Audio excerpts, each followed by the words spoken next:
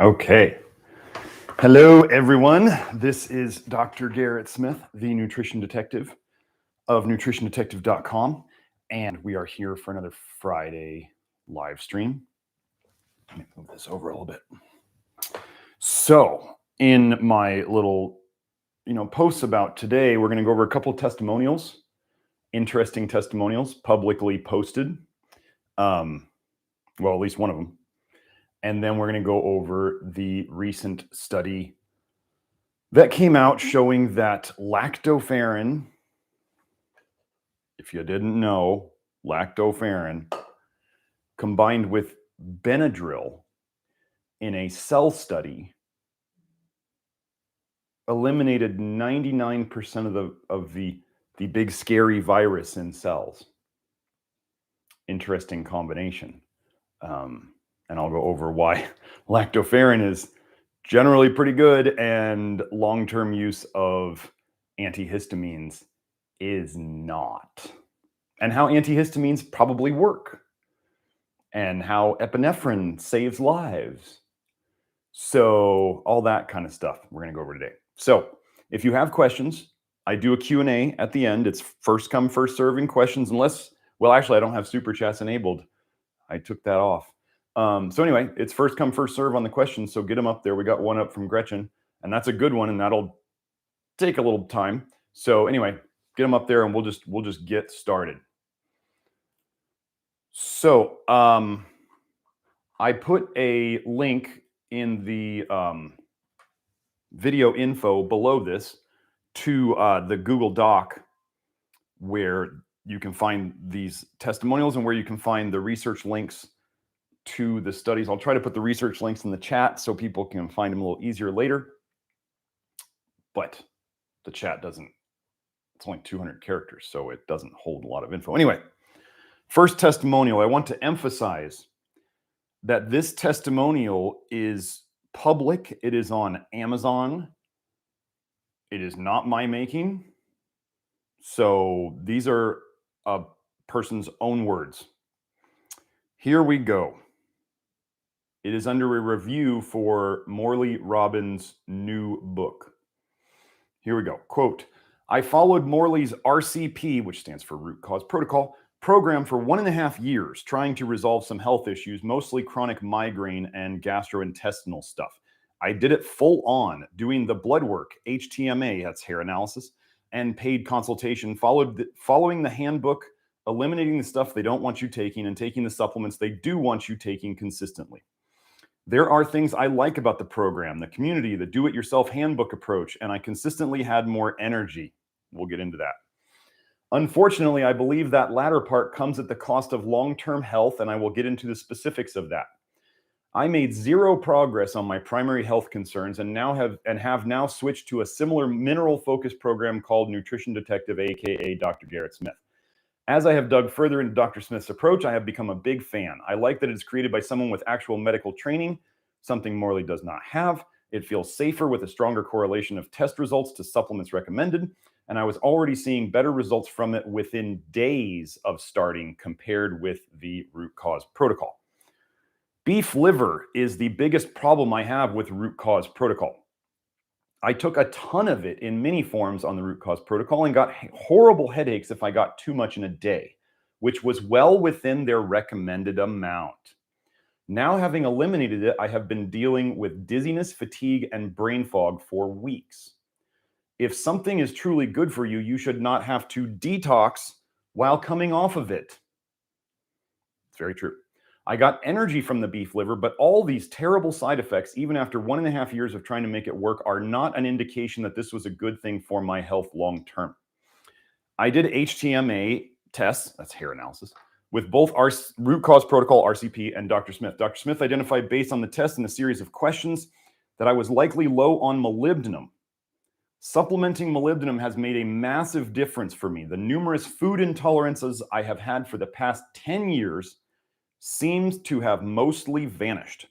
The molybdenum result was on the HTMA test reviewed by my RCP consultant as well, but there was no recommendation to address it. This seems like a significant miss for a program so focused on minerals. I love the concept of identifying the root cause of problems, and so many of us have chronic health issues to resolve that standard medical practice has not been able to address. I also think there is tremendous power in addressing mineral imbalances. RCP, unfortunately, is a bit off the mark, in my opinion. They are onto something with the heavy focus on magnesium, but there are other better supported programs focused on minerals out there that are safer. End quote. So let me cover a couple things that are notable in here.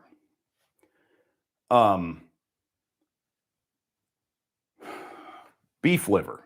I have an entire video on this channel about people eating liver and getting sent, it killed a child eating chicken liver pate.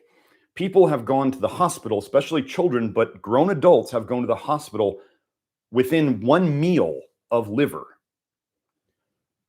Liver is a poison food. It stores the most poisons in the body. It does store poisons. If anybody out there is telling you that the liver doesn't store toxic stuff, you are talking to somebody who is either just believing stuff that somebody told them or is entirely scientifically illiterate and has not looked into it at all. I'm sorry, that's just true.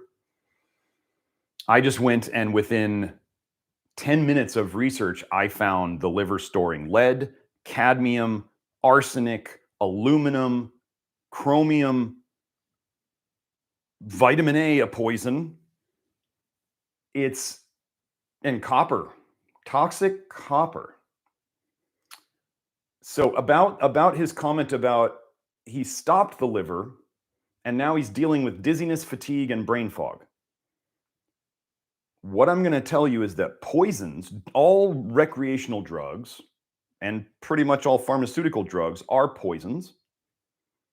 They're poisons that have a specific effect in your body. Drugs being poisons, and poisons, therefore, all drugs are basically poisons, but not all poisons are sold to us as drugs. Does that make sense?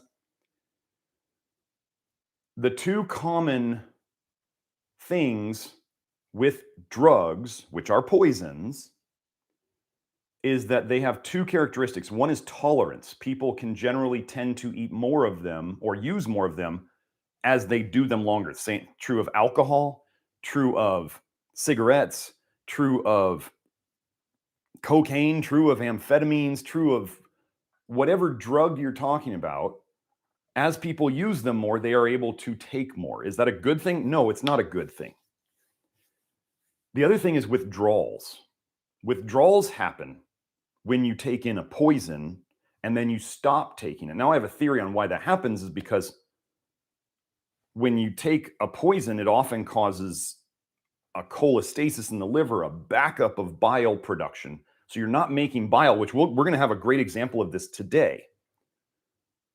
In fatty liver, you're basically not making bile, and so you're therefore storing the raw materials to make that bile in the liver. They're fatty substances. You then get fatty liver.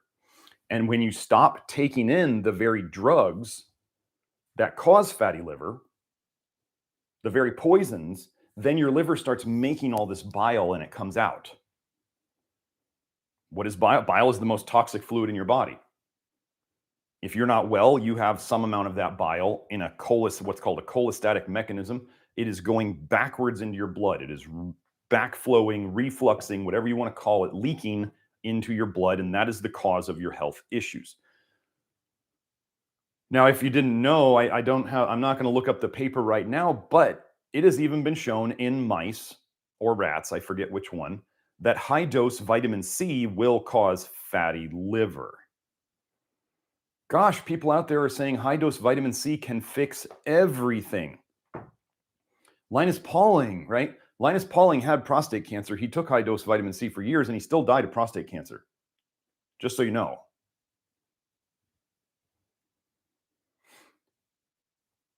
Many of the things that people think are good for them, like copper, manganese, ascorbic acid, which don't get into the whole, it's not food-based vitamin C. That is the biggest pseudoscience started by the Weston A. Price people in a book with no references There is no such thing as food-based vitamin C. Vitamin C is ascorbic acid. Don't argue anything else because there's no scientific backing for it. Anyway, these things cause fatty liver, and this is why they can cause people to feel better. Funny thing we're going to go over later, antihistamines cause fatty liver. Oh, but antihistamines relieve my allergies. Oh, so what do you think is causing your allergies? The bile finally being released, okay? So anyway, withdrawals happen when you stop putting poisons in the system. Beef liver. Oh, so we talked about beef liver. HTMA, molybdenum. Now,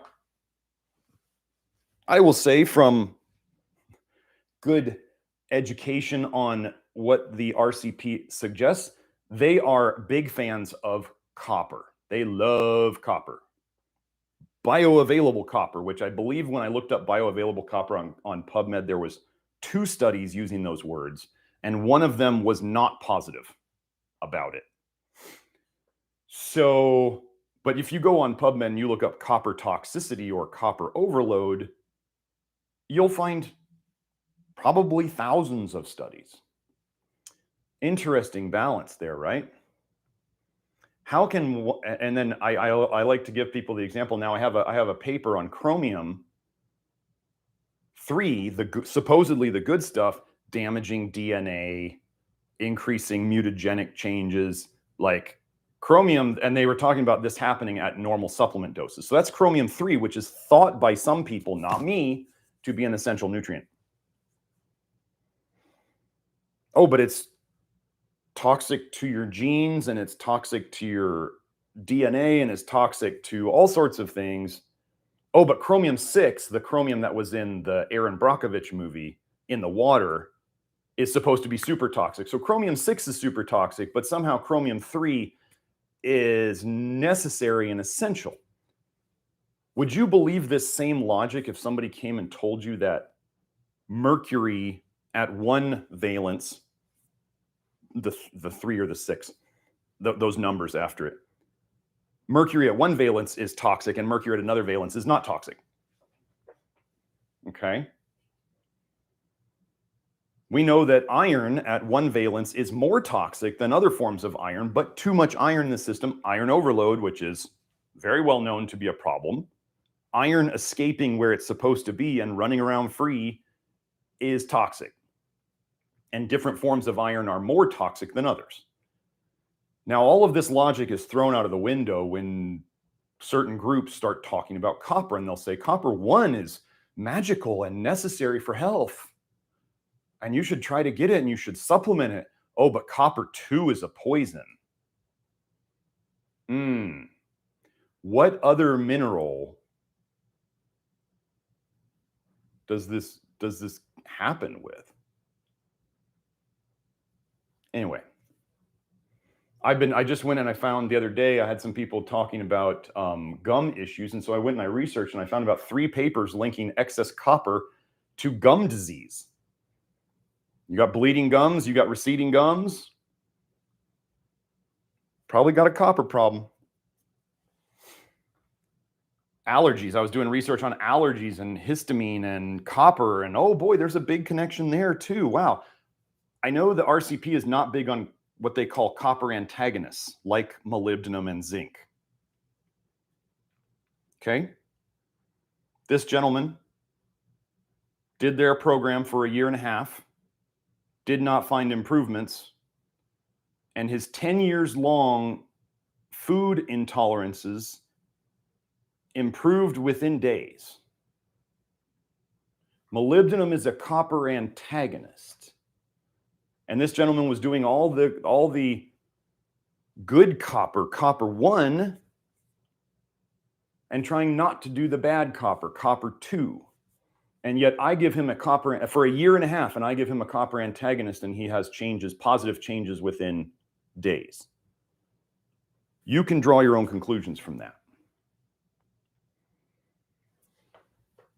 So there's that. I do hair analysis, and I do blood tests. I do 4 blood tests. So for those of you who have been running around to functional medicine doctors and they're running pages and pages and pages of labs, and you can't even walk into their office without dumping $600, $1,000 every time you want to talk to them. I run 4 blood tests. That's all I need. Technically, I only really need 3 of them, but I run the 4th one anyway. So now we're going to get into the second testimonial. This is from a gentleman who is in Europe. For those of you who don't know, all of my work is virtual. I've worked with people in 26 countries. I've worked with people who aren't great at English, where we do the consultation over chat and they're using a translate function. I just had my recent first experience of working with a hearing impaired person, a deaf person. And we had on the Zoom call, we had the sign language interpreter helping. I can do my work just about anywhere and with anyone.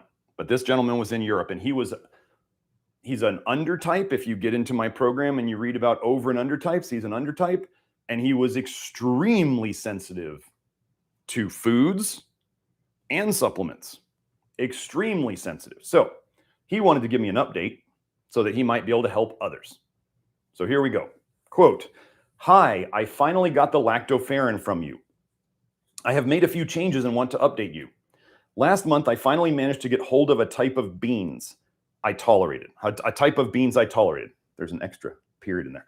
"I remembered I used to be okay with canned white beans and tomato sauce in chili con carne way back. So I finally found out what kind of beans were in them and found a dried organic version of the beans, and now I can do a cup or 2 every day without the tomatoes, right? Simultaneously, I have also lowered my potato intake considerably. Now about 4 potatoes a day instead of 3 pounds. And lastly, I don't do well on bananas, so I almost eliminated them. After upping the white rice and adding beans, I almost completely lost my fruit hunger. I can't get myself to eat more than 1 apple a day, and preferably cooked. Also, my calorie requirements have lowered a bit. I started at needing 5,000 calories a day at a 50 kilogram body weight. Been on 4,000 calories and 62 kilos body weight for the last 1.5 years at least, and now down to maybe 3,300 to 3,500 calories, it seems. So my diet is now lots of white rice, about 2 pounds of free-range ground beef and or some lean lamb, a random cauliflower, an apple, and a cup or 2 of small white organic beans, and maybe 2 bananas a week that are organic also. Fat is about a couple of teaspoons of pale butter for cooking, no supplements of any kind. Here's the interesting thing. My tennis elbow, which started after my try of Human X lactoferrin and overuse this summer, is finally at least getting less. So then the lactoferrin. I have concluded that I was right about it not being good this summer with the milk and the supplement. I said I didn't feel like it was increasing symptoms, as I instead got new symptoms, and it turns out I was right. Wait, let me take a break here. This person is so sensitive. First, I don't remember if it was the order, but first we tried, he did not want to do a supplement of lactoferrin to start. So he actually, this is a very enterprising young man who wants to get better. And you can have your own opinion on this, but he actually found a woman on the internet who was, what's the term? Pumping her breast milk. He asked her some questions. She didn't have the pokey jab. And he asked her some questions, and she was actually, selling her breast milk and willing to sell her breast milk to him because he wanted the safest and the most like human lactoferrin. And we talked about this, and I was like, go ahead, try it. Let's see. He did not do well on it. Human breast milk, he didn't do well on. This is how sensitive this person is. And I work with the most sensitive people. So then I talked to him about, I said, maybe it's the other stuff in the milk that's getting to you. So maybe if you tried a more purified form of lactoferrin, that would work. So he ordered some of the human X lactoferrin, which I do not know for sure, but it probably, like most lactoferrins on the market, especially the ones that are lower cost, lower price, is derived from whey from cheese making. So there's likely going to be a lot more denatured lactoferrin in it. Now, I can't confirm any of that. Those are just my assumptions. So he tried this. He got tennis elbow during it that didn't resolve for a very long time. That's what he's talking about. But he was saying here, when he was doing the other lactoferrin, he said he got some new symptoms from this other lactoferrin. So he was not talking about this, the nutrition detective lactoferrin. Here's what he says now. I do fine on your lactoferrin. I have also understood I didn't overdose as much as we thought when trying the human X. You crazy Americans, LOL, have weird measures. 1/64th of a teaspoon is actually a real measurement, not 1/64th of a capsule, which is what I said was impossible to measure. It was so small. So now with the spoon and your capsules, I scoop out 1/64th of a measure, and it's just slightly less than what I took with catastrophic results from the other brand. We sell, and you can find them elsewhere, they're called micro or fractional teaspoons or mini teaspoons. We're talking 1/64th of a teaspoon, 1/32nd of a teaspoon, drop, smidgen, pinch, you know, that kind of stuff. Very small doses, because very sensitive people are sensitive because they've got too much bile in them already floating around in their blood. And if you trigger too much bile dumping too fast, they will feel worse. One of the ways that people out there have figured out how to make some of these sensitive people feel better is they simply shut down the bile production and just keep it all in their liver. So then their liver gets sicker and sicker until it can't store any more bile anymore, and then the bile starts overflowing it anyway. And that's how it works. That's the honeymoon phase. For those of you who have tried a supplement and you're going, oh, I tried this supplement that's not an essential mineral, and I only have a handful of them that I actually really work on. They tried it and it works, seems to work for years, seems to help for years, maybe months or years. And then all of a sudden it doesn't work anymore and they can't figure out why. And then they try to take more. They double down on it. They take more, and maybe they get a little relief for a little while because they're just jamming stuff in their liver harder. And then eventually that stops working. And then they try more, and then they try more, and it doesn't work. And then all of a sudden they're stuck because now nothing they do seems to give them relief because they just keep trying things that jam more stuff in their liver. And then if they stop jamming stuff in their liver, the bile starts coming, the toxic bile that they've been storing that was the root cause of their original problems now starts flowing out of their liver. And they have no idea what's going on because everything seems to make them worse. So anyway, continuing, he says, I have now concluded I will start even lower, though. It seems half of a 1/64th of a teaspoon a day is the right starting point. If I go above that and take the whole 1/64th, I get discomforts that seem unnecessary. He's following my advice. Like brain fog, weird thoughts, bad digestion, and extreme sleeplessness. He did say in an email he sent to me right after this is an aside, he did say he believes he's feeling less inflammation with half of a 1/64th teaspoon. Continuing. But they are recognizable as vitamin A problems that I've had in the past. If not lately, then as a child. No new weird stuff that doesn't go away. So my main conclusion is that it's something worth taking note of. If the symptoms you get are new, it's probably bad stuff, but if it increases old ones, the detox/dose is just a bit too heavy. This is a pretty good conclusion. It could save some other poor bastards trying this out. So now I'm really interested to see how half a 1/64th a day turns out. I think it's worth sharing this for the sake of others. Hope this will make things easier, and thanks for your service. And to this person, you are welcome.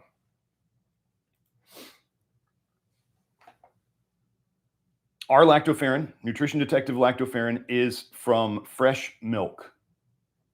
There's another magical word that might rhyme with law that some people might want me to use, but I'm not going to. The company that sells me the lactoferrin doesn't use that word, and I'm not going to use it. But you can understand fresh milk means that it's not pasteurized, it's not homogenized. It is straight out the cow, if you will. And the other ones on the market, the less expensive ones, come from whey. And I have studies showing that lactoferrin in whey is not as effective. And it makes sense that it would be more denatured through the cheese making process, which is typically where it comes from. So anyway, let me aim this down a little bit, make myself a little more comfortable here. So those are the testimonials for the day. I will get to questions, but this is going to be a chunk right now. Where was I starting? Okay, so this is a cool little aside. From this paper, Biliary Atresia, a comprehensive review. As I was doing my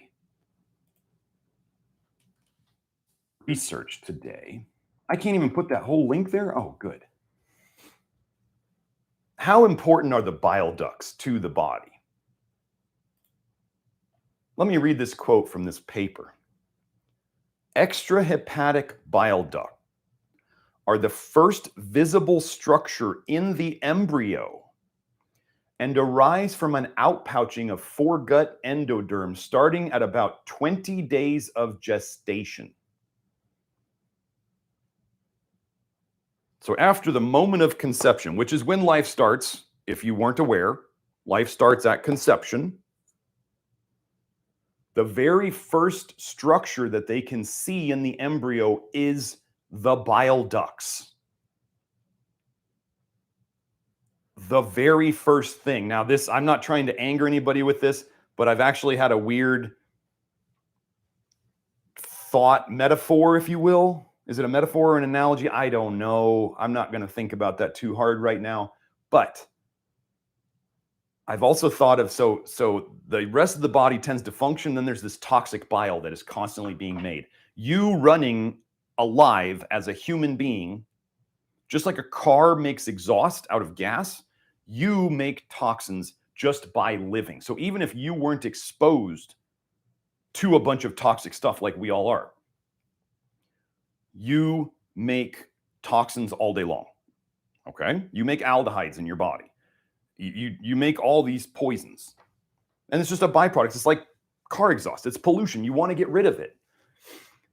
So I am Christian, and I'm not trying to anger anybody with this, but I had this thought of bile, toxic bile as originals, as an analogy to original sin. Like we always have this toxicity in us. And what's the very first structure you can see in the body? The bile ducts, which are there to help you get rid of toxic bile. That's all I'm going to say on that. I'm not going to get into any theological arguments about it. I'm allowed to have my own opinions, and that was just a really interesting thing. So now we're going to go into this study. Just so you guys know, I got this study because people are looking out for me, and I appreciate everybody who sent me the information on this. It was the recent, a bunch of recent articles on the mainstream news, but there was a recent paper about where they used in cell studies, they used lactoferrin and Benadryl, diphenhydramine, together to theoretically treat whatever this big virus everybody's talking about right now, to treat them in the cell study, in the Petri dish. Okay, so I'm going to just read a summary from one of these articles. This is just a layperson article. It says, in lab tests on human and monkey cells, the combination was particularly potent. Individually, the two compounds each inhibited SARS-CoV-2 virus replication by about 30%. Together, they reduced virus replication by 99%.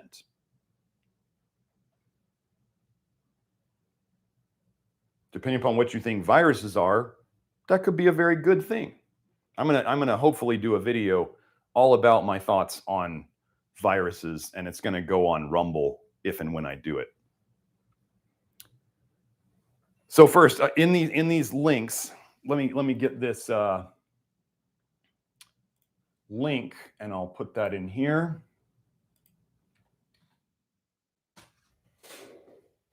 So that's the layperson article. So I'm going to put in here the two papers. One of the papers from two papers from Anthony Mawson. One of them is about how the virus is likely related to cholestasis and dumping excess bile into the blood, and the bile having vitamin A in it. And I have done this myself. Anthony Mawson and I were doing it at the exact same time. I could show that retinoic acid, the most poisonous form of vitamin A, for those of you who took Accutane or Retin-A, this is the type of vitamin A we're talking about. And hopefully everybody here understands just how poisonous to the liver Accutane and Retin-A are. But your body, any vitamin A you eat, if you haven't seen the video on this channel, synthetic vitamin A and natural vitamin A cause exactly the same damage for when the exact same form is given at the exact same dose. So for anybody to say that natural vitamin A never causes problems and synthetic vitamin A does, you're wrong. The science says you're wrong. The people working with you who are telling you this lie are wrong. They're wrong. And the research says it. And no one has presented any research to me that counters this. So just stop. Fructose is the same wherever you get it too. You get it in honey, or you get it in, fruit, or you get it in white sugar. That fructose itself in the same dose. Now, it's much easier to drink a crap ton of fructose in a soda or in juice than it is to eat the same amount of fruit. That's true, but in the same dose, fructose causes exactly the same effects in the body, which is not pleasant for the liver. Okay. So anyway, these two studies talk about the flu, and they talk about the big scary virus that's supposedly going around as cholestasis problems, as bile dumping problems. Anthony Mawson is ahead of his time. He's brilliant and a genius, and I owe him. He figured out the mechanism of what was causing the problem. Grant Genereux figured out that vitamin A was a huge part of the problem, and vitamin A causes cholestasis, and vitamin A reduces lactoferrin production, and not having lactoferrin causes your bile ducts to get all gunked up and leaky gut, and a dysbiosis, the bad gut biome, and your liver inside of it to get leaky. Lactoferrin generally fixes those things. It repairs those things. You want to know people talk about the ACE2 receptors with this virus. Do you want to know where some of the highest concentration and most important ACE2 receptors are in your body? The bile ducts. Here, let me just do a quick search. Let me go to PubMed, and just so people who are going to question this. So if something damaged the bile ducts, I don't know, like spike proteins, or something was binding to the ACE2 receptors,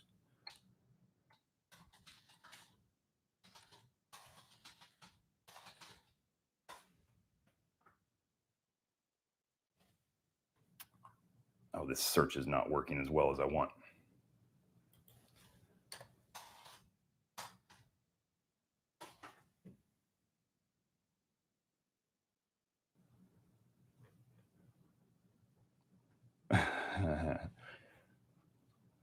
SARS-CoV-2 in the bile of a patient with COVID-19 associated gallbladder disease. SARS-CoV-2 was found in the bile juice from a patient with severe COVID-19. Anyway, I'm not going to look up those papers, but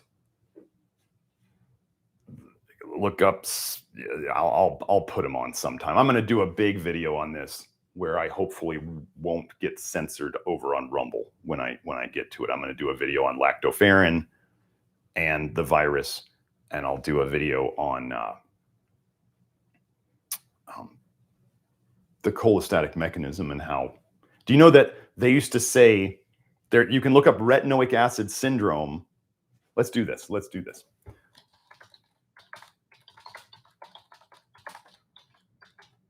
Just so you understand how connected these are.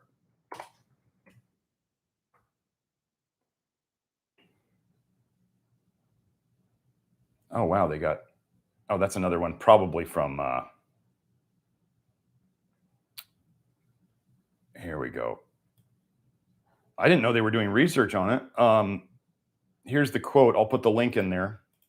These data support the endogenous from within the body retinoic acid theory and the involvement of the retinoic acid metabolism in the COVID-19 cytokine storm. Cytokine storm. That's an interesting term. They actually changed the term for cytokine storm. They used to call retinoic acid syndrome a cytokine storm, but they stopped. Gosh, it's almost like they didn't want them associated. So there's that one. But yeah, retinoic acid syndrome is a cytokine storm. Gosh, what if your liver was dumping a bunch of vitamin A into your system and causing a cytokine storm? What if that's the whole thing? So anyway, read those papers on the flu. So I'm going to read this quickly. This is the actual scientific study. Highly specific sigma receptor ligands exhibit antiviral properties in SARS-CoV-2 infected cells. Okay, I'm going to put this link there. I mean, who else just slams links this much? Since diphenhydramine is the most commonly used antihistamine exhibiting antiviral activity, we asked if antiviral activity could be improved by combining a sigma receptor ligand with lactoferrin, an antiviral agent that binds distinct targets. We found that the co-administration of 400 micrograms per milliliter of lactoferrin with diphenhydramine reduced SARS-CoV-2 induced cytotoxicity and decreased the EC50. Now I'm going to, an aside, which is the concentration or dose effective in producing 50% of the maximal response. So there would be the maximal response they got, and then they wanted to find the dose that gave them the 50% of that, okay? Continuing, the antiviral enhancement effects of lactoferrin were more apparent at lower therapeutically relevant concentrations of diphenhydramine Benadryl. Combining lactoferrin with diphenhydramine resulted in synergistic effects on antiviral activity against SARS-CoV-2. Compounds we found effective in Vero E6 were validated in their ability to reduce infectious SARS-CoV-2 production following infection of human lung epithelial cells. Epithelial cells, what do those make? Oh, they make lactoferrin. These data suggest that sigma receptor ligands or formulated combinations of over-the-counter products have the potential to inhibit virus infection and or decrease recovery time from COVID. Lastly, concentrations that inhibited SARS-CoV-2 production were decoupled from phospholipidosis in human lung epithelial cells, suggesting a specific mechanism at the sigma receptors/virus interface. The candidates investigated in this work target sigma receptors that result in selectivity indices higher than remdesivir. A top candidate in large-scale in silico screens that showed efficacy in vitro and in vivo. So, most people who are following me do want some sort of mechanism. So first I want to go over a couple definitions. Choleresis, or something that is choleretic. That means there's two words that you want to distinguish between. Choleresis or choleretic means it's increasing bile production by the liver. Okay? The liver is making more. And they measure this by how much is coming out of the actual liver. They put a cannula in there and they want to see how much bile actually is coming out. So They're not inside the liver measuring, they're measuring how much comes out in the bile duct. Then we have a cholagogue. Cholagogue increases the flow of bile into the intestines, particularly by the gallbladder, the storage unit of the bile. So the cholagogue is mainly the gallbladder contracting to squeeze out the stored bile, because your liver wants to get rid of all that toxic bile when you eat, so it's diluted by the food. The reason you have a gallbladder is so the bile is not just trickling out undiluted all day long. You save it for when you eat so that you can sneak more of the bile out in your poop. Okay? That's why you have a gallbladder. So what does histamine do? So right, they're saying, okay, so an antihistamine plus lactoferrin reduced the virus replication. Okay. So let's go over, what does histamine do itself? So we can think of histamine versus antihistamine. These are two papers from the past.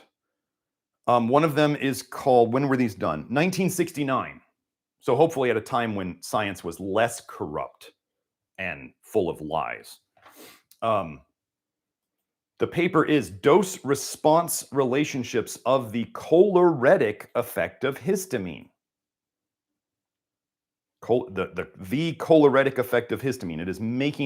It is stimulating your liver to make more bile. Here's the quote from it. We conclude that histamine caused a choleresis characterized mainly by an addition of a bicarbonate-rich fluid to the bile. Okay. Now, the same authors did a second paper called Choleretic Effects of Secretin and Histamine in the Dog.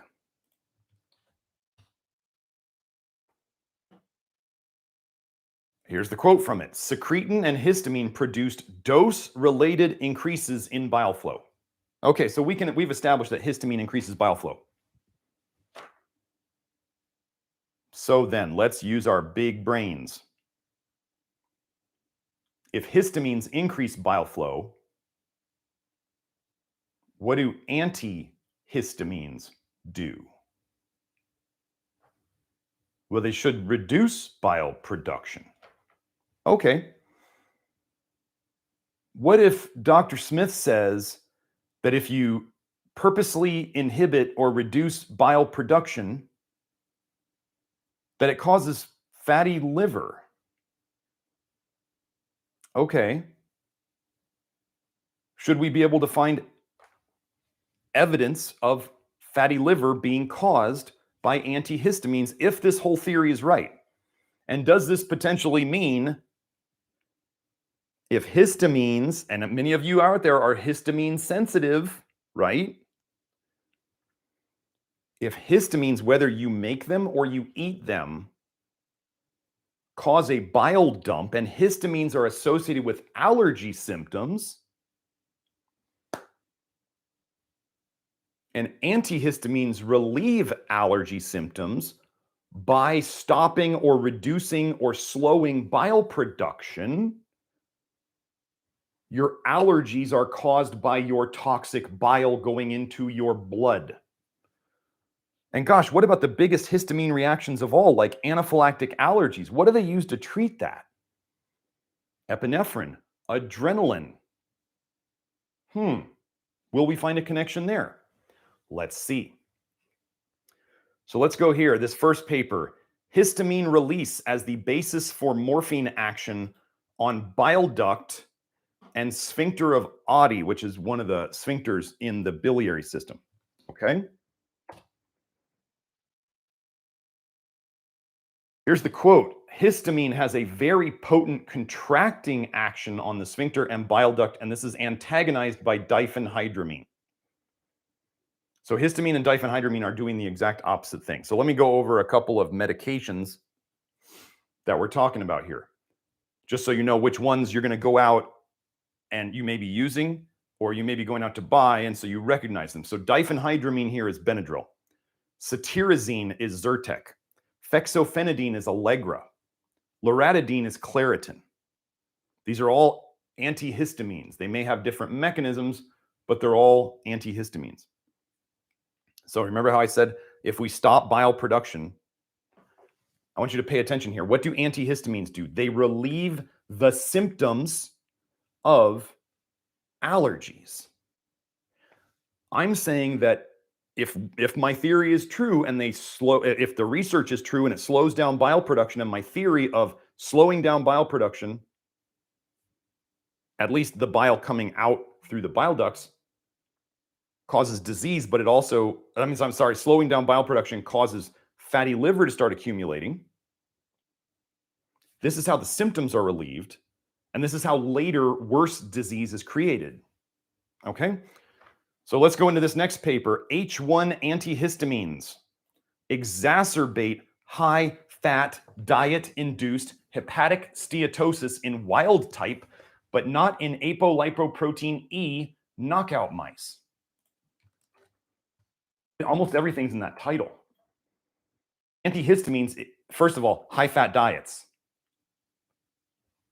Every animal study out there, one of the ways they can give the animals a fatty liver is to give them a high-fat diet. Hey, let's do keto, everybody. Wait. If a high-fat diet causes fatty liver, could it then relieve people's symptoms for a good while by slowing down or reducing their bile production so they feel better? Maybe they lose weight. They lose many of the problems that they had from too much toxic bile going into their blood because they were already cholestatic. And then one day the stuff is going to hit the fan when the liver's full. So anyway, high-fat diets, that's one way to give yourself a fatty liver. Antihistamines exacerbate high-fat diet-induced hepatic steatosis. That's fatty liver. So let's go. Here's the quote. Mice were fed a high-fat diet for 3 months together with administration of either cetirizine, Allegra, or fexofenadine. Cetirizine is Zyrtec, or fexofenadine, which is Allegra, in their drinking water. Antihistamine treatments increased body weight gain, gonadal fat deposition, that's fat in the sexual organs, liver weight, and hepatic steatosis, fatty liver, in wild-type mice, but not in ApoE minus mice. Lobular inflammation, acute inflammation, and necrosis were not affected by H1 antihistamines in either genotype. Serum biomarkers of liver injury tended to increase in antihistamine-treated wild-type mice. We're skipping ahead. These results suggest that H1 antihistamines increase the progression of fatty liver disease in wild-type mice. And there seems to be an association between the severity of the disease, presence of ApoE, and increase in hepatic bile acid levels. Increase in the bile acid levels inside the liver. Seriously.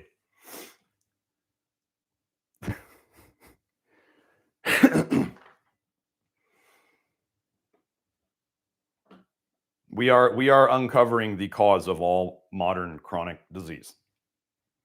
So now, let's say you have a person who is anaphylactic to something, anaphylactic allergies, like they're going to have life-threatening allergies. My son is anaphylactic to tree nut allergies, and I believe I caused it. I helped cause it in him by, when we were weaning him, we gave him goat milk, which is even higher in vitamin A than cow's milk. And what does the alternative community say is a better alternative to cow's milk? Oh, goat milk. Brilliant. The health nut community is killing people too. So here's the study. Cholestasis, altered junctional permeability, and inverse changes in sinusoidal and biliary glutathione release by vasopressin and epinephrine. Let's just say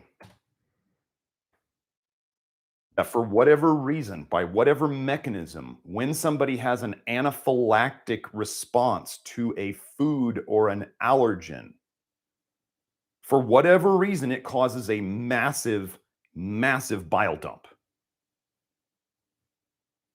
I don't have the research to prove this yet. Haven't looked for it. But then they give them epinephrine, and maybe epinephrine is, what can people do when they're on an adrenaline dump, right? Their pain goes away. They're stronger than they usually are. I mean, how many good things can happen from a dump of adrenaline? But is dumping adrenaline all the time very good for you? No. I mean, I know kids, it's a horrible thing to get an adrenaline injection because it has all of its own side effects. You just cranked up your stress in your body like crazy. But you stopped releasing the toxic bile that is the root, what I believe is the root of the symptoms.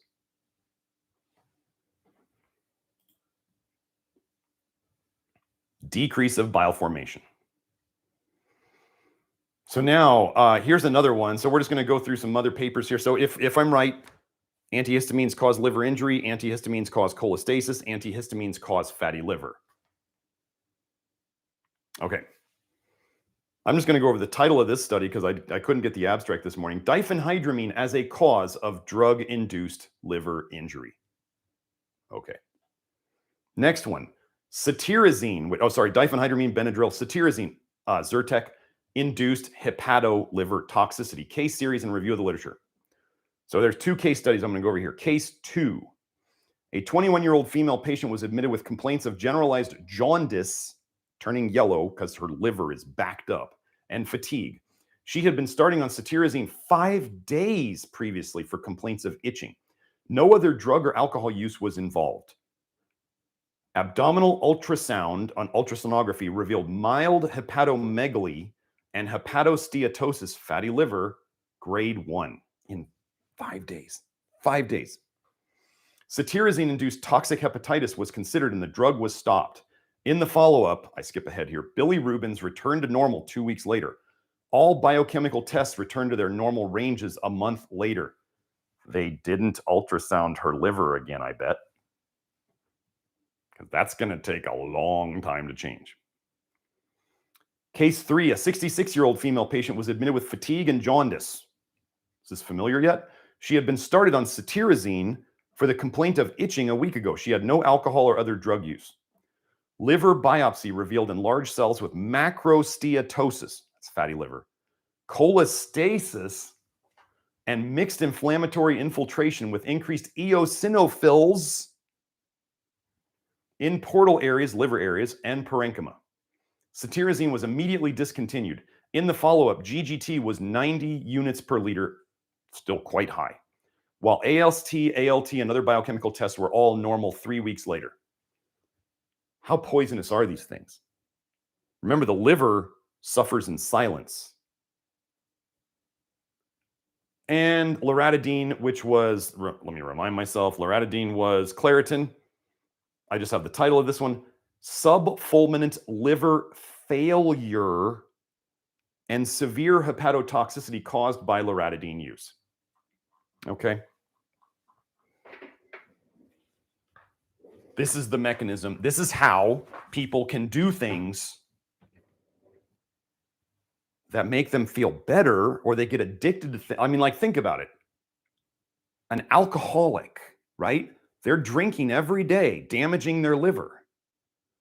But they get to the point where they only feel better if they're drinking. Because as soon as they stop drinking, they get the shakes, they get whatever. They could die if the withdrawals are so bad. What would be in their body that could kill them? That's made in their body, that's finally being released. We know that alcoholism causes fatty liver. So what is being released from their liver? All this toxic bile. Okay? Oh, by the way, there is really no good research, for those of you going out on New Year's, there is no good research showing that alcohol is anything other than poisonous. Ethanol, I'm talking about, that compound is only a poison. No one, after they die, whether they go to heaven or not, or believe in it or not, no one after they die wishes they drank more alcohol. And most people's biggest regrets are while they're inebriated. So be safe tonight. Oh, and the very first part of your brain that is negatively affected by alcohol is the part of your brain that is able to tell you how drunk you are. So the part of your brain that tells you how drunk you are is the first part to get drunk. That's not safe. And then we'll add one more thing. Poisons beget more poisons. What do people want after they start drinking? They want a cigarette. They want crappy food. They want sugar. They want weed. They want cocaine. They want whatever other drugs, other poisons that they like, that they've used in the past. Just a thought. Am I saying I don't drink anymore because it just doesn't do anything for me? And now I know how toxic it is. Just imagine if your liver could talk, it would have told you a long time ago that alcohol was hurting it. That is why liver disease, what we're talking about that causes all this chronic disease, is a silent disease for the most part. Okay? So now we'll get to some of the questions. Gretchen asks, you've cautioned people not to be too aggressive with the process of detoxing the liver. Correct. Can you elaborate on ways that we might inadvertently be doing this? Thanks and Happy New Year. Now, funny question. My Love Your Liver program in the Detox Network over at nutritiondetective.com this week is specifically on what I call agitators.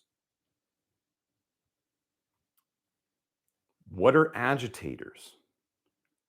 They're things that tend to cause increased choleresis, bile production, or increased bile dumping. Remember how I was telling you the things that stopped the bile production can relieve symptoms. So things that when people are still cholestatic, this is not a problem that gets fixed in a weekend cleanse, right? This takes years to fix. We are undoing decades of poisoning. Ever since you were born, you've been poisoned in some way. We all have. So we're undoing decades of toxins and poisons. And when you start letting them out of your liver, if you're not perfectly healthy, you have some of those going backwards into your blood. So if you start out too quickly and you start making more, some people, they just stop eating vitamin A. And at the start, they have this little honeymoon phase where they're like, oh my gosh, this is amazing. Everything's going great. And then, a couple weeks later, a month later, they start the vitamin A that was, remember, it's fat soluble. You have tons of it in your system. You start finally releasing this toxic bile, but your cholestasis isn't fixed yet, so some of it goes back. So then this is why we just have to be careful with dumping too much bile. Common things that people who are not well don't tolerate these things too much. They're generally thought to be good for people, but people who are really sick in their liver often will say, like exercise as an example. Exercise dumps bile. You're squeezing it, you're squeezing the liver, you're squeezing the gallbladder with your muscles. You're getting warmer. Heat causes bile dumping. Exercise, heat, sweating, which generally goes along with these. What else is there? Too much soluble fiber. I have studies on beta-glucan, which if you go and you look at the research on beta-glucan and how it can help health, beta-glucan's in like oats and barley in the greatest amounts. Not everybody tolerates oats and barley. Why? Because I have studies showing that beta-glucan increases the bile excretion and increases the amount of bile in your poop. So that actually comes out in your feces. Doing that too soon for a person, too much, you start, the whole thing is there's two ways the bile is going. It's either going into your guts or it's going back into your system, intrahepatic cholestasis, extrahepatic cholestasis. And if it goes into your guts, if you have leaky gut, which toxic bile causes, then you can absorb it back into the bloodstream from the gut. So saunas can, some people feel wrecked after they're in a sauna. Oh, sunlight. So exercise, sweating, heat, sunlight.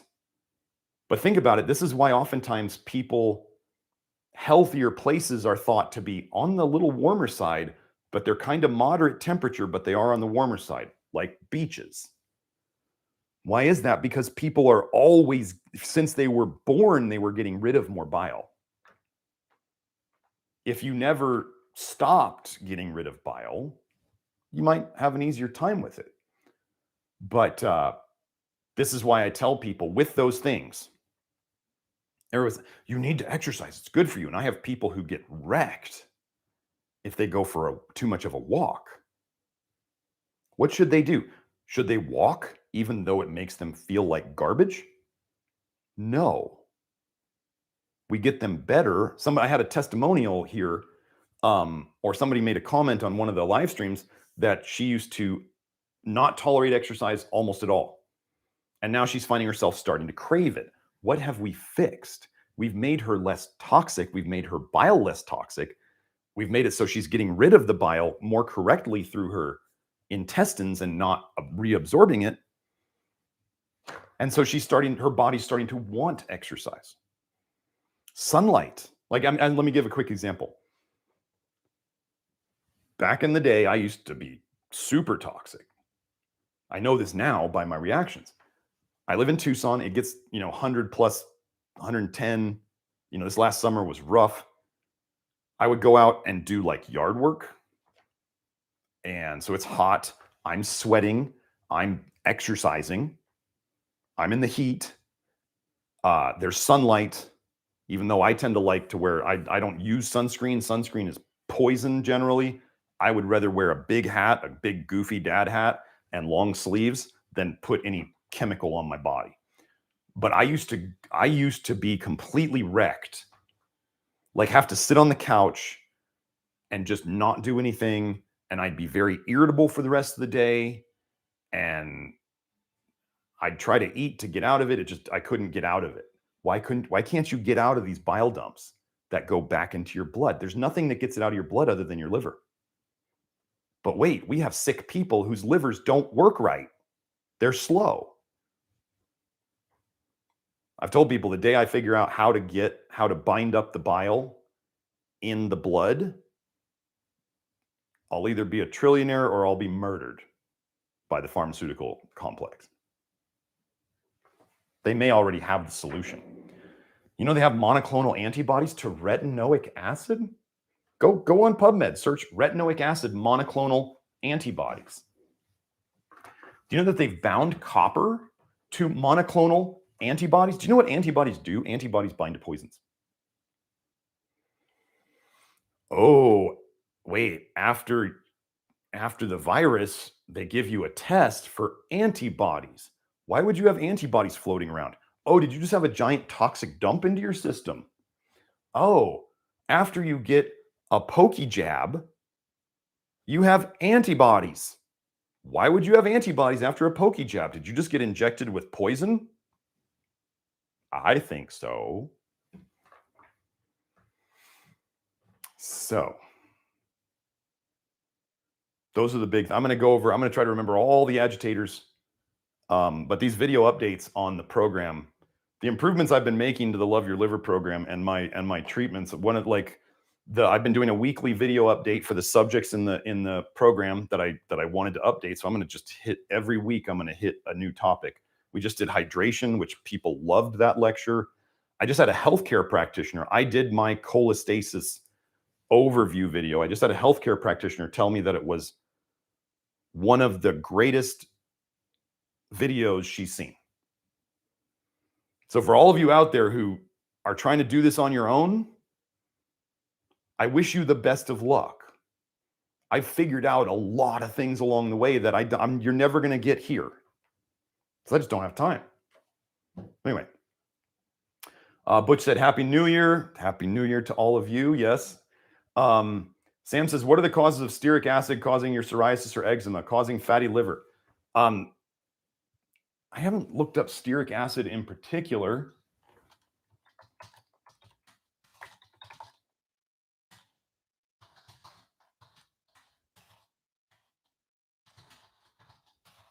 But one of the things your body binds to vitamin A and other poisons is, oh,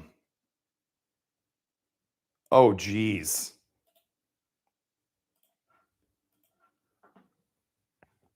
Let me find this. Where was it?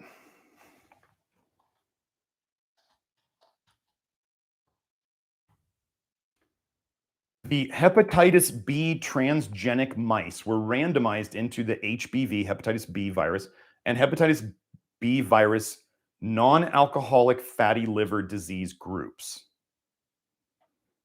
Hepatitis Hep G2.2.15 cells were treated with different concentrations of stearic acid to induce steatosis.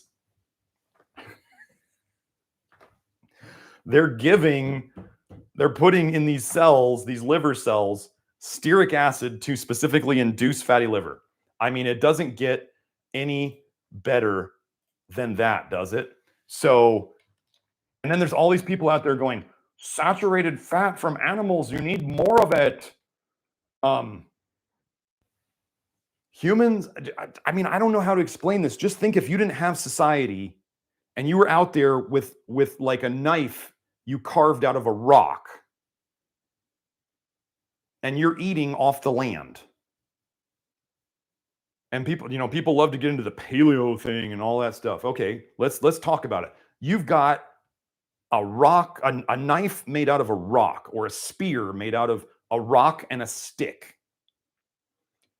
First of all, what's your activity level to keep yourself alive? Your activity level is insane. What are you going to be able to find to eat? Okay, so you're finding wild game meat. And I'm not talking about Arctic game meat. I'm talking about stuff that lives on the plains and stuff that lives in the mountains. It has almost no fat on it. Almost none, especially in the summer months. So there goes all the animal fat. If you're eating fruits, vegetables, how much fat is in those?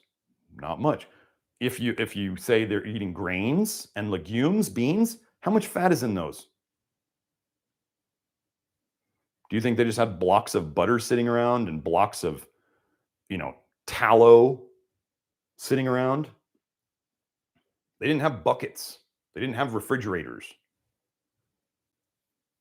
Nuts and seeds. Some people are like, nuts and seeds and avocados. Where do avocados grow? Seriously. How many places do they grow in? And are you going to live by an avocado tree, right, necessarily? And then nuts and seeds. Could you imagine the work it would take to get a decent amount of nuts and seeds? And then every seed you want to get, you got to shell it, shelling it with rocks. Imagine shelling nuts and seeds with just rocks, smashing them with rocks. That'll work well. So, but think of how many seeds you'd have to, nuts and seeds you'd have to do to get any amount of fat like keto people are getting. Keto is the most nonsensical diet for humans that I've ever heard of. The only way that the keto diet happens is through modern technology, whether that's the making our animals fat, and fat animals are not healthy animals. Your animals shouldn't be fat. You ever seen a wild deer? I mean, how much fat is on those things? So anyway, the idea that humans are supposed to thrive on a fatty diet is not true. I've had other people react to stearic acid before. One mom figured it out for her son and finally figured out that her son was sensitive to stearic acid. She took it out of his diet, and I think it was his asthma went away. Do I know why stearic is a free fatty acid? When you're talking about stearic acid, it's a free fatty acid. If you go and look up free fatty acids and inflammatory or inflammation, free fatty acids are inflammatory by nature.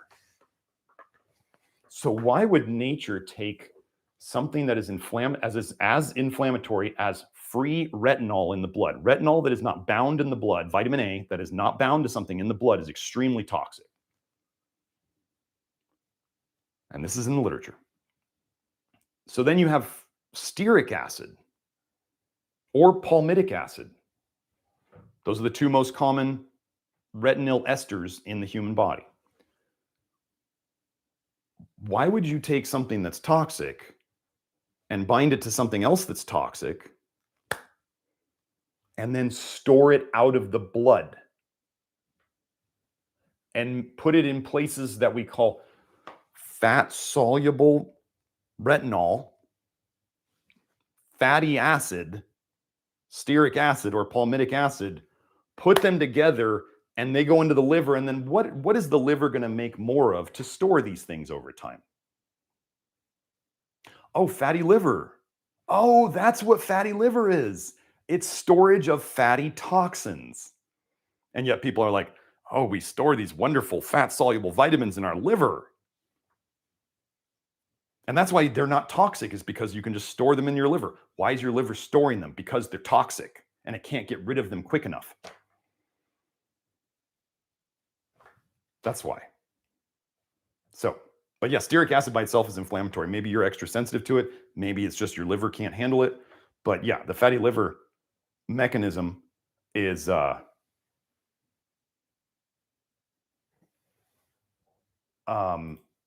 yeah, sorry, I wanted to approve a post there. So Sam, if you know that stearic acid is a problem, yeah. Oh, and here's the other idea about tallow and lard is there. When you cook, when you heat, even saturated fats, you make more of those saturated, the triglycerides, which are, 3 fatty acids bound to a glycerol backbone. You start breaking off those fatty acids, so you make more fatty acids. Free fatty acids. You're making that fat more inflammatory. Oh, but tallow is a traditional food. I don't think they used it as food much. They used it to like tan, as like leather conditioning and other stuff. Don't eat tallow. And don't eat pig. Pig, how many people in the world in their religions, it says, don't eat pork, it's not good for you. Pork is not good for you. I don't care. Eat it if you want. I mean, bacon's good. People be like, but bacon's so tasty. That's cool. Sugar is tasty too, and sugar poisons your liver, and pork is tasty, and it is poison for your whole system. Nature can make things tasty. Doesn't mean they're good for you. I have a joke with my kids. My kids love this joke. I say, if they could make shit taste good, people would eat it.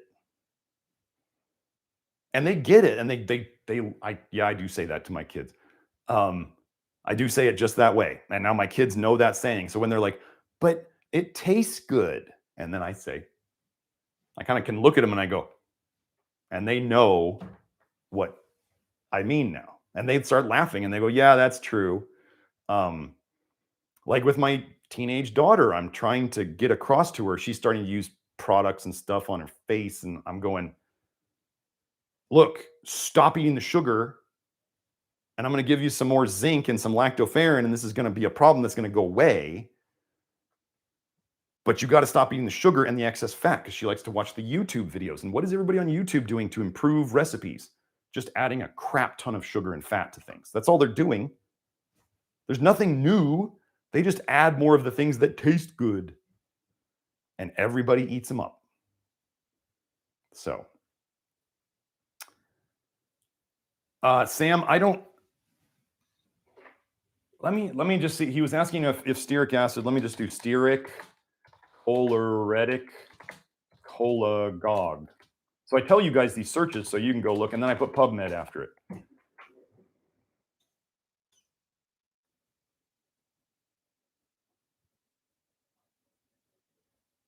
No, nothing on stearic and cholagogue. Well, it wouldn't be. It would be the opposite. It would be.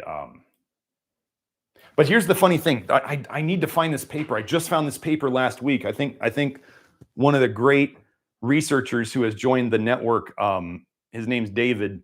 I think he sent it to me, where it showed that in fatty liver, there was still increased bile production in the liver, but it wasn't coming out the normal way. It was going backwards into the system. And this is why people get sick.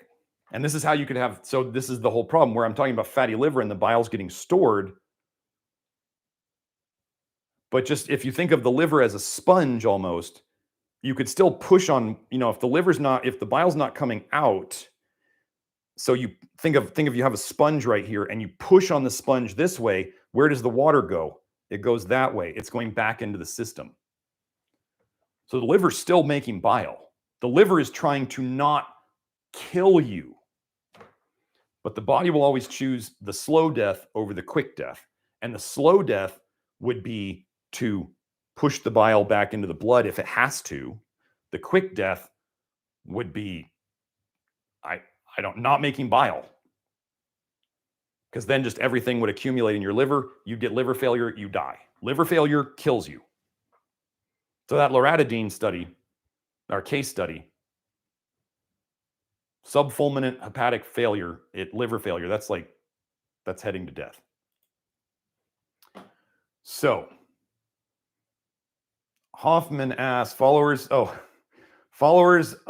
I don't know how to say that word. Spherage and Agenus vonderplanets are poisoning themselves by eating raw liver and brains. Absolutely.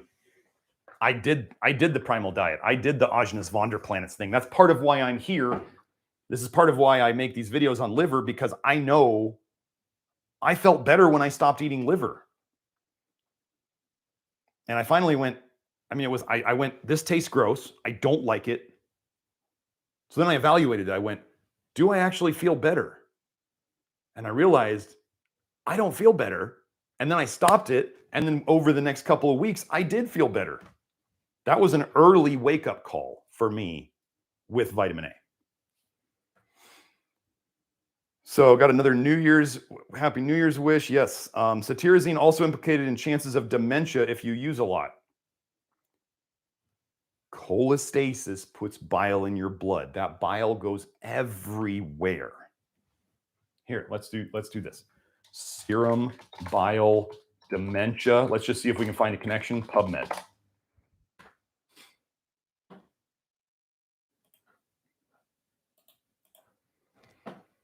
So here's one. Altered bile acid profile associates with cognitive impairment in Alzheimer's disease. An emerging role for gut microbiome. What does the gut microbiome do if it's messed up? It takes your primary bile acids, which are less damaging, and it turns them into secondary bile acids, which are more damaging. That's how your gut microbiome affects your health. It affects your bile. And they're connecting bile. I've told you before, there's two ways that bile can cause you health problems. One is by having too much in your blood, or just too much being anywhere. Well, actually, maybe there's three. There's the toxins in your bile. And then there's the bile acid profile or the bile acid pattern. You can look up both of those terms on PubMed. Different authors use different terms. But that is how your bile, so just too much bile is not good, but the wrong pattern of bile will cause its own problems.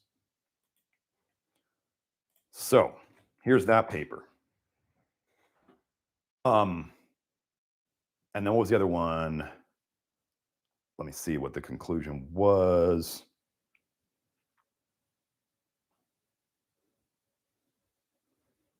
Okay, here we go. We hypothesize that dysregulation of bile acid signaling pathways in the brain may represent a plausible biologic mechanism underlying these results.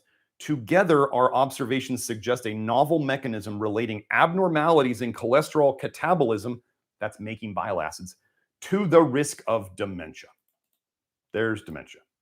So if we are connecting cetirizine to dementia, and I'm connecting cetirizine to bile acid problems, and then we have a paper that connects bile acids and dementia, we can do this with almost any disease. I say we. I'm trying to teach you guys how to search. That's why I say my search terms.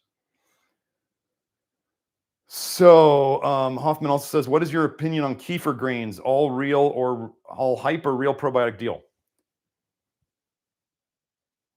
I have a big article on probiotics on the network. Kefir, like I used to drink the store-bought kefir, and it would make me feel like I had a rock in my stomach all day long. My body doesn't need extra lactobacillus, is what I have discovered over the years. My body loves bifido. And I go over putrefactive versus fermentative biome types in the program. And the coolest thing is that once you understand that it is the toxic bile that messes up your biome, as you make your bile less toxic, your biome starts to fix itself. Lactoferrin has been shown to increase bifido populations drastically. How is it doing that? Because it's not a prebiotic. They're not eating the lactoferrin. And it's also been shown to, when you take lactoferrin with lactobacillus, it's been shown to increase the lactobacillus population of a lot. So what do? We make the bile less toxic. What do? We fix the cholestasis with the lactoferrin. And then for people who notice, so the big thing I do with all these extra things, so by extra, I mean not the essential minerals that we have to deal with. We're talking about people taking specific amino acids, people taking B vitamins, people taking probiotics, people taking anything that's not an essential nutrient. And my list of essential nutrients has gotten very small. But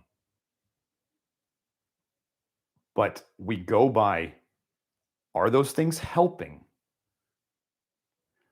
If they are, or are they helping? Or if you stop them, do you feel worse? Those two would be signs, either one of those, that whatever you were taking was helping or maybe antidoting some other poison that you have in your system. And so then I tell people, you can keep taking them. And your goal over time, as we get you truly better, fixing the root cause of your poisonings, you will need less.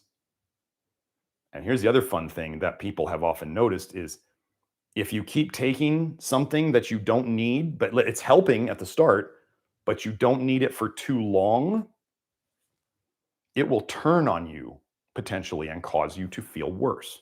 Let's just think about antihistamines. Didn't we just go over that? Doc, I have allergies. I'm taking my antihistamine. I can't function without it. Okay, so you're functioning. Okay. You have a dependence. Some might call it an addiction, because when you get off of it, you have withdrawals and you have more allergies. But what happens if they take that same thing too long? It turns on them and it eventually causes them to have more diseases and other diseases. But do we yank away the crutch right away? That's not what I do. I try to wean people off. As we get them healthier, they need less of it. There's no need to make people suffer unnecessarily. Some people are the hardcore types and they'll just jump off of it and come what may. They just do it. I have other people where we wean them off of like benzos over a year's time.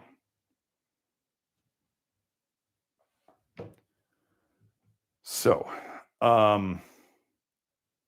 Hoffman asks again, but kefir, if you feel better on kefir, go for it. If you feel worse on kefir, don't eat it. I don't care what anybody says. Simple as that.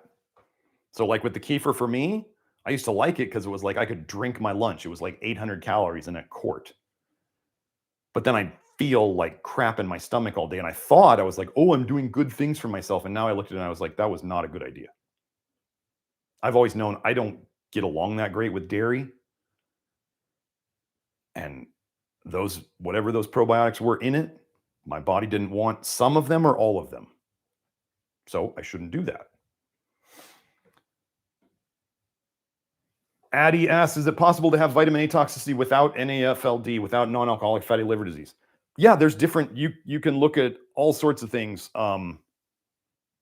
There was somebody in that loratadine paper that I went over who didn't have fatty liver, or not, cetirizine paper. They didn't have any fatty liver evidence. So you can, this is the weird thing, the liver can fall apart all sorts of different ways. Your liver has all sorts of ways that it can, methods that it can use to take the damage to protect you.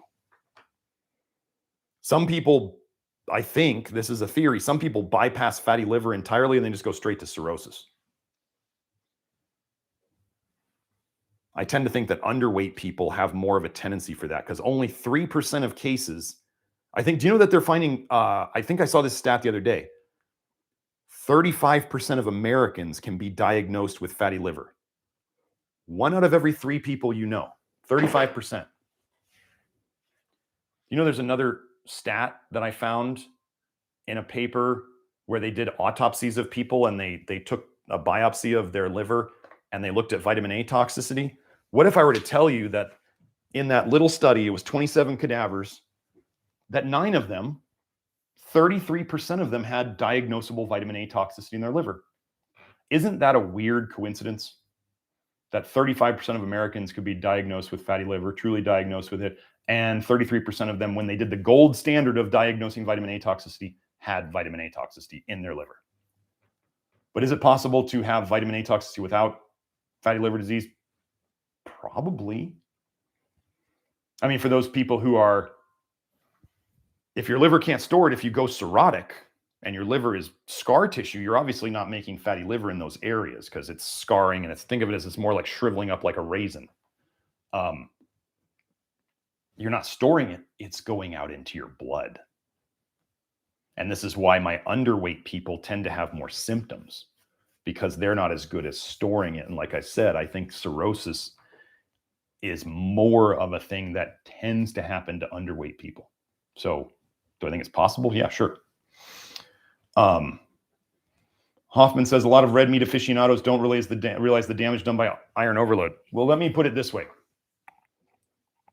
I fix iron overload in people, test demonstrated, without having to have people adjust their red meat at all.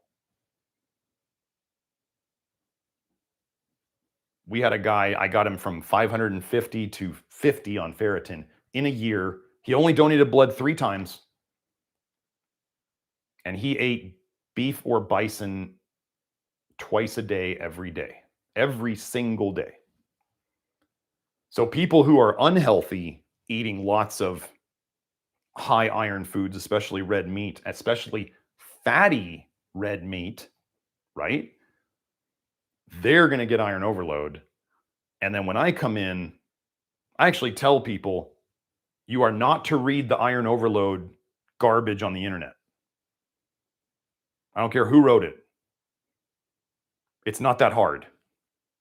We may do some blood donations depending upon how high their ferritin is. We do the lactoferrin. We assess their molybdenum status via the hair test. Molybdenum deficiency is associated with both iron deficiency and iron overload. I have that paper, same paper. And copper's involved in a not so good way also. Copper toxicity could be related to iron deficiency and iron overload. Gosh, it sounds like copper's not very good for the liver, and the liver stores it. Anything you know that the liver stores, you should immediately start to assume that it's a poison. Your liver's not like storing it for a rainy day. That's not what it's doing. Maggie asks, what do I think of Asperger's syndrome and autism? I think it's completely a toxicity state and a damaged liver state.